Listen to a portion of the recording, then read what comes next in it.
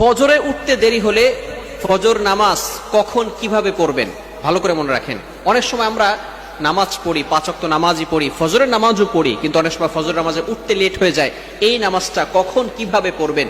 বর্তমান সময় young generation এমন ভাবে মোবাইলের পিছনে পড়েছে যে তারা সারা রাত ধরে মোবাইল ইউজ করে, রাত 1টা 2টা 3টা পর্যন্ত মোবাইল ইউজ করতে থাকে অ্যান্ড্রয়েড ফোনে। অশ্লীল ভিডিও এবং মুভি নাটক দেখতে দেখতে দেখা যাচ্ছে তারা ফজরের নামাজ আর পড়তে পারে না। তাদের ঘুম থেকে উঠতে উঠতে 7টা 8টা 9টা 10টা বেজে যায়। এমনকি তারা এই ফজরের নামাজ, যারা নামাজি বান্দা, এই সমস্ত বান্দারা তারা ফজরের নামাজ জোহরের সাথে অ্যাড করে ফেলে। ভালো করে মনে রাখবেন, জোহরের সাথে অ্যাড করা যাবে না। যারা 5 ওয়াক্ত নামাজ পড়ে, ফজরের নামাজ পড়ে, হঠাৎ করে যদি একদিন দেখা গেল যে সে উঠতে পারে নাই, সে ঘুমিয়েছিল, এই ক্ষেত্রে সে কি করবে? হাদিসের ভিতরে আসছে, বুখারী শরীফের 597 নম্বর হাদিসে রয়েছে, আল্লাহ রাসূল সাল্লাল্লাহু আলাইহি সাল্লাম বলে দিয়েছেন, মান নামা আন সালাতিন, যে ব্যক্তি সালাতের ব্যাপারে এবং ভুলে যায়, আও নাসিয়াহা, যদি ভুলে যায় যে সে ফজরের নামাজ পড়ছে কি পড়ে নাই, আসরের নামাজ পড়ছে কি পড়ে নাই, জোহরের নামাজ পড়েছে কি পড়ে নাই, এটা যদি সে ভুলে যায়, অথবা যদি সে ঘুমিয়ে থাকে, এই ক্ষেত্রে যখনই তার স্মরণ হবে, ফালইউসাল্লিহা ইদা যাকারাহা, যখনই তার স্মরণ হবে তখনই সে নামাজ পড়ে নিবে। এই ক্ষেত্রে যদি আমরা ফজরের নামাজ দেরি করে ফেলি, উঠতে না পারি, যখনই আমরা ঘুম থেকে উঠবো তখনই আমরা ফজরের নামাজ পড়ে ফেলবো, যদি মামনু, নিষিদ্ধ সময় না হয়। অর্থাৎ যখন সূর্য উদয় হয় এই সময় নামাজ পড়া যাবে না, নামাজ পড়া হারাম।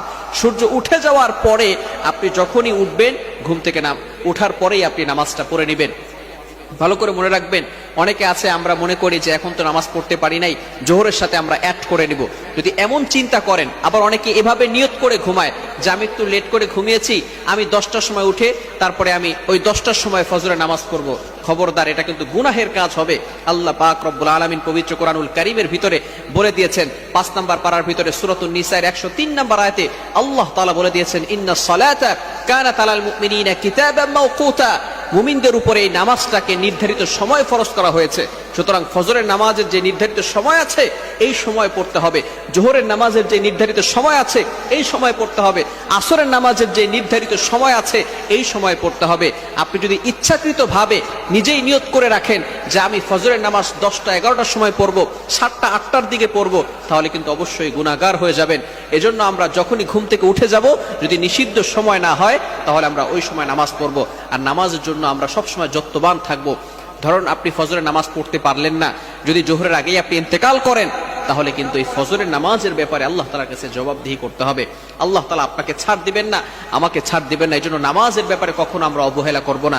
মিফতাহুল জান্নাতিস সালাহ, prayer is the key to heaven, নামাজ হচ্ছে বেহেশতের চাবি। এজন্য আমরা সবসময় নামাজের প্রতি থাকবো, আমরা সবসময় নামাজের প্রতি উদাসীন থাকবো না, নামাজের প্রতি যত্নবান থাকবো। আল্লাহ তাআলা আমাদের সকলকে এই বিষয়গুলো বুঝে আমল করা তৌফিক দান করেন। সকলে বলেন আমিন।